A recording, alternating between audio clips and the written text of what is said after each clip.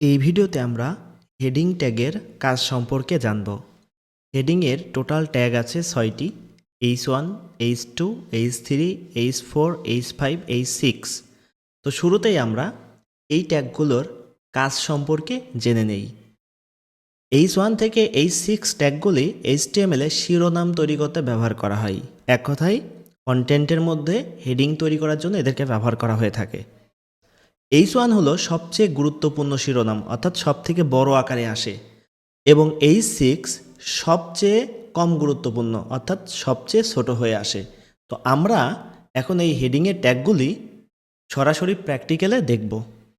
এর জন্য VS কোডে চলে আসব এবং শুরুতে ডক টাইপ HTML নিব এবং এর মধ্যে HTML নিতে হবে। এরপর হেড নিব, আপাতত হেড ট্যাগটা ফাঁকা থাকবে, এবং বডি ট্যাগ নিব।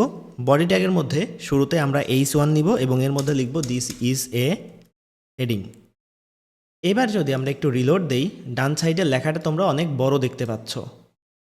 এই সেম একই লেখা এখন যদি আমরা পর্যায়ক্রমে লিখতে থাকি তাহলে দেখবা এদের সাইজের কিন্তু একটা পরিবর্তন হচ্ছে। যেমন H2 এর মধ্যে লিখেছি একটু ছোট, 3 এর মধ্যে লিখেছি আরেকটু ছোট, 4 এর মধ্যে যখন লিখলাম আরেকটু ছোট,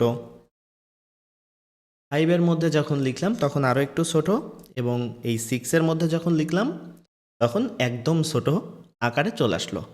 তো আমরা যদি ওয়েব পেজের মধ্যে লেখা এরকম বোল্ড হবে এবং সাইজে যদি একটু বড় করে লিখতে চাই তাহলে তার জন্য H1, যদি তার থেকে একটু ছোট করে লিখতে চাই তাহলে তার জন্য H2। এইভাবে পর্যায়ক্রমে আমরা যদি H6 ব্যবহার করি তাহলে সব থেকে ছোট হেডিং তৈরি হবে। তো এইভাবে আমরা চাইলে খুব সহজেই হেডিংয়ের ট্যাগগুলো ব্যবহার করতে পারি। পরবর্তী ভিডিওতে আমরা আরও একটি ট্যাগের কাজ দেখব। ধন্যবাদ সবাইকে।